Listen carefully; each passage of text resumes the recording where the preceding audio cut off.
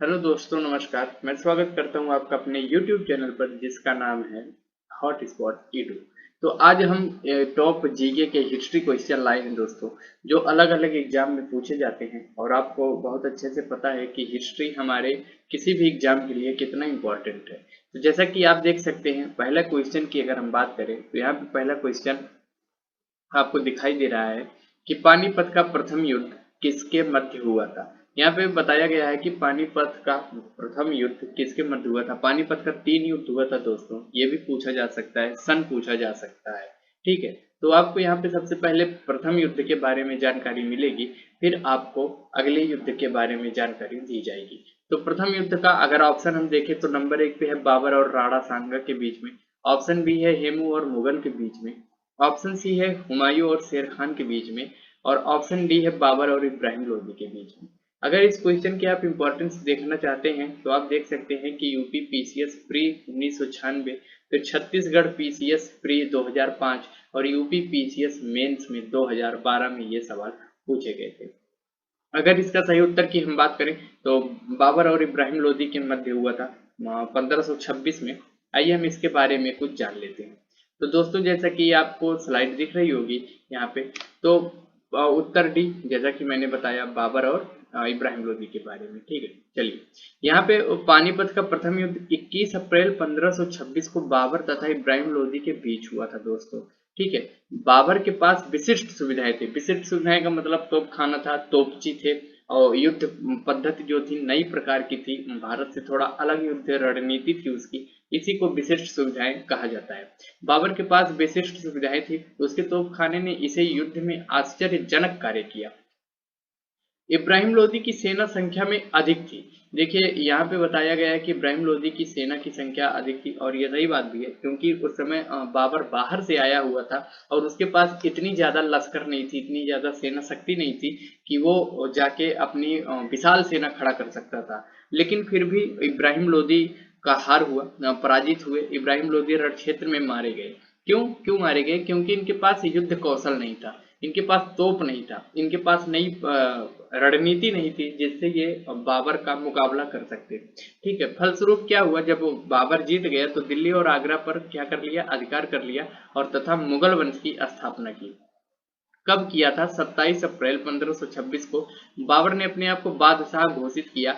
भारत में मुगल साम्राज्य की नींव डाली थी इब्राहिम लोदी को हराकर। ये ऑप्शन आप ये एक एक लाइन आप ध्यान रखिएगा, क्योंकि एक एक लाइन एक एक क्वेश्चन है। पूछा जा सकता है कि किस शासक को हराकर बाबर ने मुगल साम्राज्य की स्थापना की थी, या मुगल साम्राज्य का पहला बादशाह कौन था, या मुगल साम्राज्य की स्थापना किसने की थी। तो आपको ऑप्शन मिलेगा और बाबर उसमें सही हो जाएगा। ठीक है, चलिए।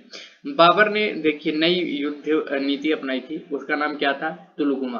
क्या नाम था? तुलगमा। तुलगमा युद्ध नीति का प्रयोग पानीपत के प्रथम युद्ध में ही किया था साहब। ठीक है, इस युद्ध में बाबर की सफलता का सबसे मुख्य कारण उसका विशाल क्या था? तोपखाना। तोपखाना आप देख रहे होंगे, उसका विशाल क्या था? तोपखाना, जिसका नेतृत्व अली कुली नामक व्यक्ति कर रहा था।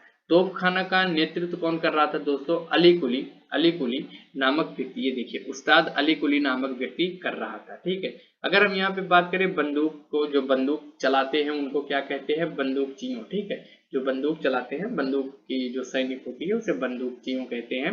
का नेतृत्व मुस्तफा कर रहा था। बंदूक चलाने वाला का नेतृत्व कौन कर रहा था? मुस्तफा कर रहा था। ये दो नाम आप याद रखिएगा, क्योंकि क्वेश्चन कभी कभी पूछा जाता है कि ये दो नाम कौन कौन से हैं। ठीक है, तो आप इनके बारे में थोड़ा सा जानकारी ले लीजिएगा। चलिए साहब, ठीक है। बाबर की इसी उदारता के कारण उन्हें क्या कहते हैं? कलंदर। किस लिए? इसलिए नहीं कि मुगल साम्राज्य का नींव डाला था, बल्कि इसलिए क्योंकि इस विजय के उपलक्ष्य में बाबर ने हुमायूं तथा अन्य अधिकारियों को पुरस्कार स्वरूप धन एवं जागीर प्रदान की थी। क्या की थी? धन एवं जागीर प्रदान की थी। हुमायूं बाबर का बेटा था, ये भी आप याद रखिएगा। और अन्य जो अधिकारी थे उसके साथ हुमायूं क्या कर रहा था? अपनी रण कौशल को और सेना में शामिल होकर सेनापति बनने का, फिर शासक बनने का अनुभव प्राप्त कर रहा था। ठीक है, चलिए साहब, उम्मीद करता हूँ ये चीजें आपको समझ में आई होंगी। आइए हम चलते हैं अपने दूसरे क्वेश्चन पे। अगर हम यहाँ पे बात करें कि निम्नलिखित में से किसने कुतुब मीनार का निर्माण में योगदान नहीं दिया, ये नहीं शब्द पे आप विशेष ध्यान दीजिएगा दोस्त।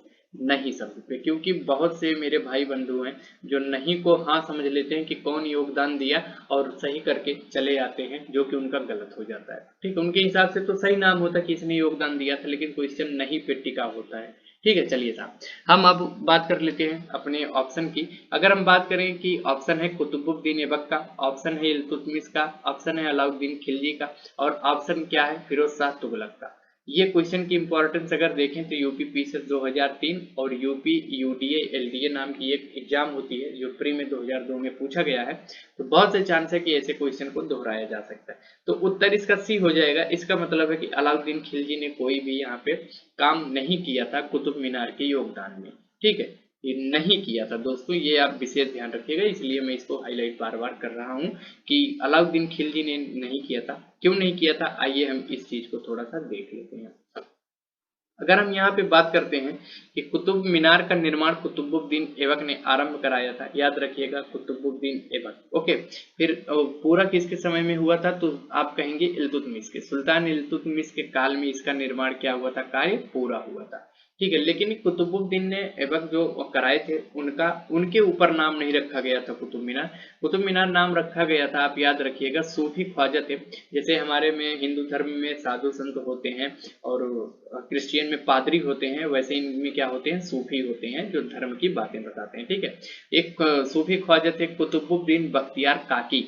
कुतुबुद्दीन बख्तियार काकी के नाम पर कुतुब मीनार रखा गया था, कुतुबुद्दीन ऐबक के नाम पे नहीं रखा गया था, इतना आप ख्याल रखिएगा। ठीक है, यह गोलाकार तथा पंचमंजिली इमारत है, पहले 5 मंजिल नहीं थी, आप इस बात को ध्यान रखिएगा।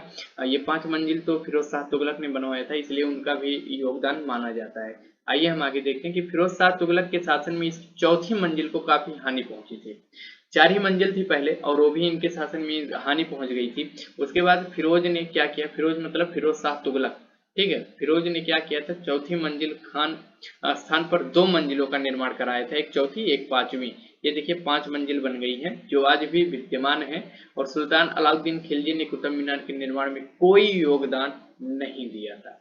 ठीक है, उम्मीद करता हूँ ये चीजें आपको समझ में आई होंगी। चलिए आप हम अपने अगले क्वेश्चन की अगर हम बात करें यहाँ पे कि भक्ति आंदोलन का प्रारंभ किया गया था किसके द्वारा, भक्ति आंदोलन का प्रारंभ किसके द्वारा किया गया था, और ये यूपी ट्रिपल एससी में 2021 में पूछा गया था। यहाँ पे एक यस और रहेगा, ये मिसप्रिंट है, इसको आप थोड़ा सा अवॉइड करिएगा। चलिए ठीक है, अगर हम यहाँ पे बात करें ऑप्शन की तो अलवार संतों द्वारा, सूफी संतों द्वारा, सूरदास द्वारा या तुलसीदास द्वारा, तो ऑप्शन हो जाएगा आपका सही ए, मतलब अलवर संतों द्वारा। आइए हम इसके बारे में कुछ जान लेते हैं कि ये क्या है और कैसे काम करता है। ठीक है, तो हम अगर बात करें भक्ति आंदोलन का उदय सर्वप्रथम द्रविड़ मतलब साउथ, ठीक है, दक्षिण, दक्षिण को ही द्रविड़ बोला जाता है, ये आप याद रखिएगा कि द्रविड़ देश में मतलब साउथ में हुआ था। वहां से उसका प्रचार कहाँ पे गया था, उत्तर में दोस्तों। ठीक है, उसका प्रचार कहाँ गया था, उत्तर में। फिर भागवत पुराण में कहा गया कि भक्ति द्रविड़ देश में जन्मी, ठीक है, साउथ में जन्म लिया और कर्नाटक में विकसित हुई। मतलब कर्नाटक जो आपका वो है वहां पे वो विकास हुई थी और कुछ काल तक महाराष्ट्र में रहने के बाद गुजरात में पहुंचकर जीर्ण हो गई, जीर्ण हो गई। उसके बाद भक्ति आंदोलन का सूत्रपात दक्षिण में 8वीं सदी में महान दार्शनिक शंकराचार्य के साथ उदय हुआ था, जिन्होंने विशुद्ध अद्वैतवाद का प्रचार किया था। भक्ति आंदोलन को दक्षिण के वैष्णव आलवार संतों और शैव नयननार संतों ने प्रसारित किया था। ये दोस्तों भक्ति आंदोलन को दक्षिण के वैष्णव आलवार संतों ने और शैव नयननार संतों ने प्रसारित किया था, इसलिए आपका सही ऑप्शन ए हो जाएगा, आलवार संतों द्वारा। ठीक है, चलिए हम चलते हैं अपने अगले क्वेश्चन पे। अगर हम बात करें जौनपुर नगर निम्न में किसकी स्मृति में स्थापित की गई थी, दोस्तों ये भी क्वेश्चन आपको विशेष ध्यान से पढ़ना पड़ेगा, क्योंकि क्वेश्चन जब तक आप अच्छे से नहीं पढ़ेंगे आंसर आते हुए भी आपका गलत हो जाएगा और इसी से आप एग्जाम में जब बैठेंगे तो आपका सिलेक्शन रुकने का चांस हो जाता है। यहाँ पे पूछा है कि किसने स्मृति में स्थापित की, किसकी। ठीक है, ये नहीं पूछा कि किसने स्थापित किया है, किसने बसाया था, ये नहीं पूछा गया है, किसकी याद में बसाया गया है दोस्तों, ये पूछा गया है। तो आप इसको विशेष ध्यान रखिएगा। आपके ऑप्शन है गयासुद्दीन तुगलक, आपके ऑप्शन है मोहम्मद बिन तुगलक, आपके ऑप्शन है फिरोज शाह, या आपके ऑप्शन है अकबर। ये क्वेश्चन की अगर हम इंपॉर्टेंस देखें तो दोस्तों आप देख सकते हैं कि यूपी पीसीएस प्री 2003, फिर यूपी यूडीए एलडीए प्री में 2002 में, यूपीपीसीएस मेंस 2004 में आया था। मेंस तक के लेवल को ये टच करता है क्वेश्चन। आप इस बात की गहराई का पता लगा सकते हैं कि कितना इंपॉर्टेंट ये आपके लिए है। ठीक है, तो हम बात करेंगे आंसर भी। ये स्थापित हुआ था याद में, तो मोहम्मद बिन तुगलक, जिनका नाम है जौना खां, एक अन्य नाम है। तो ये चचेरे भाई थे जो जौनपुर की नगर की स्थापना की थी। ठीक है, और फिरोज शाह तुगलक द्वारा किया गया था। तो फिरोज शाह है तो यहाँ पे तुगलक भी होगा, तो फिरोज शाह तुगलक द्वारा किया गया था। आइए हम इनके बारे में कुछ जान लेते हैं। अगर हम बात करें कि फिरोज शाह तुगलक जो है वो 300 नवीन नगरों की स्थापना किए थे दोस्तों, 300, जिसमें आपके नए नगर थे फतेहाबाद, हिसार, फिरोजपुर और जौनपुर। क्या था? जौनपुर प्रमुख था। ठीक है, जौनपुर की स्थापना फिरोज तुगलक ने अपने चचेरे भाई जौना खां मतलब मोहम्मद बिन तुगलक की याद में किया था। ठीक है, जौना खां इनका नाम था, बचपन का नाम था, और मोहम्मद बिन तुगलक इनका शासक बनने के बाद नाम पड़ा। ठीक है, चलिए हम बात करते हैं सुल्तान मोहम्मद शाह द्वितीय के शासन काल। 1394 में जौनपुर एक स्वतंत्र राज्य बना। मोहम्मद शाह के द्वितीय शासन काल में हम बात करें 1394 में ये एक स्वतंत्र राज्य बना, लेकिन ये ज्यादा दिन तक नहीं था। अभी आपको पता चलेगा कि इसका संस्थापक मलिक सरवर था, जिसने स्वतंत्र सरकी राज्य की स्थापना की थी। ठीक है, मलिक सरवर था। स्वतंत्र सरकी राज्य की स्थापना किसने की थी? मलिक सरवर ने। चलिए, मलिक सरवर मोहम्मद शाह द्वितीय का दास था। याद रखिएगा कि इसका दास था मोहम्मद शाह द्वितीय का। अगर हम बात करें, सुल्तानों ने उसे मालिक उस सर्क मतलब पूर्व का स्वामी की संज्ञा दी थी, ख्वाजा जहां की उपाधि दी थी। ठीक है, सरकी शासकों ने लगभग 85 वर्षों तक जौनपुर को क्या रखा था दोस्तों? स्वतंत्र रखा था। किंतु 1479 में बहलोल लोधी, जो हम बात कर रहे थे पहले क्वेश्चन की, इब्राहिम लोधी, वो बहलोल लोधी के ही वंश से आते हैं। और फिर बाबर ने उनकी रण में उनको पराजित करके अपनी मुगल वंश की नींव डाली थी। उसके पहले सुल्तान मतलब तुर्कों का शासन था। तो बहलोल लोधी ने अंतिम शासक हुसैन शाह सरकी को पराजित किया था और जौनपुर को पुनः दिल्ली का अंग बना लिया था। ठीक है, चलिए हम बात करते हैं अपने अगले क्वेश्चन की। अगर हम बात करें कि कामरूप में वैष्णव धर्म को लोकप्रिय बनाया, किसने बनाया? कामरूप को। ये पूछा गया है कि कामरूप में वैष्णव धर्म को, कामरूप में वैष्णव धर्म को किसने लोकप्रिय बनाया दोस्तों? तो यहाँ आपके ऑप्शन है चैतन्य ने, निम्बार्क ने, रामानंद ने या शंकर देव ने। ये क्वेश्चन आप देख सकते हैं यूपीपीसीएस मेंस 2012 में आया था और आरटीएस और आरएएफ 2002 में पूछा गया था। तो आपके लिए कोई भी क्वेश्चन ऐसा नहीं मिलेगा जो आपको फालतू लगे या आप बिना एग्जाम के रिलेवेंट लगे। तो आपके लिए ये बहुत इंपॉर्टेंट है, आप इस चीज का ध्यान रखिएगा। अगर हम बात कर लेते हैं उत्तर की, तो उत्तर डी शंकरा देव हो जाएंगे यहाँ पे। ठीक है, चलिए हम बात कर लेते हैं थोड़ा इनके कामरूप के बारे में। देखिए क्या होता है कि कामरूप जो असम राज्य में स्थित है, वहां पर वैष्णव धर्म को लोकप्रिय बनाने का कार्य शंकर देव ने किया था। ये कामरूप एक शहर या एक सिटी, एक गांव का नाम है जो कहाँ है? असम। अब तो असम का नाम असोम हो गया है, तो वहां पे ये स्थित है। ठीक है, एक ईश्वरवाद उनके धर्म का मूल उद्देश्य था कि ईश्वर एक है, दो नहीं है, सभी का मालिक एक है। उन्होंने ये धर्म का मूल उद्देश्य था। ठीक है, वे विष्णु या उनके अवतार कृष्ण को अपना अभीष्ट मानते थे। अभीष्ट मतलब इष्ट होता है, जिसको पूजनीय कहा जाता है। अपने भगवान, अपने गुरुदेव, अपने कुल देवता मानते हैं। किसको? विष्णु को या उनके अवतार श्री कृष्ण भगवान को। ठीक है, चलिए उन्होंने एक शरण संप्रदाय की स्थापना की थी। वे कर्मकांड एवं मूर्ति पूजा दोनों के विरोधी थे। वे असोम के चैतन्य के रूप में प्रसिद्ध थे। चैतन्य नहीं थे, हालांकि चैतन्य के रूप में प्रसिद्ध थे। कौन? शंकर देव। शंकर देव किसके रूप में प्रसिद्ध थे? चैतन्य के रूप में प्रसिद्ध थे। ये क्वेश्चन पूछा जा सकता है कि असम का चैतन्य किसे कहा जाता है?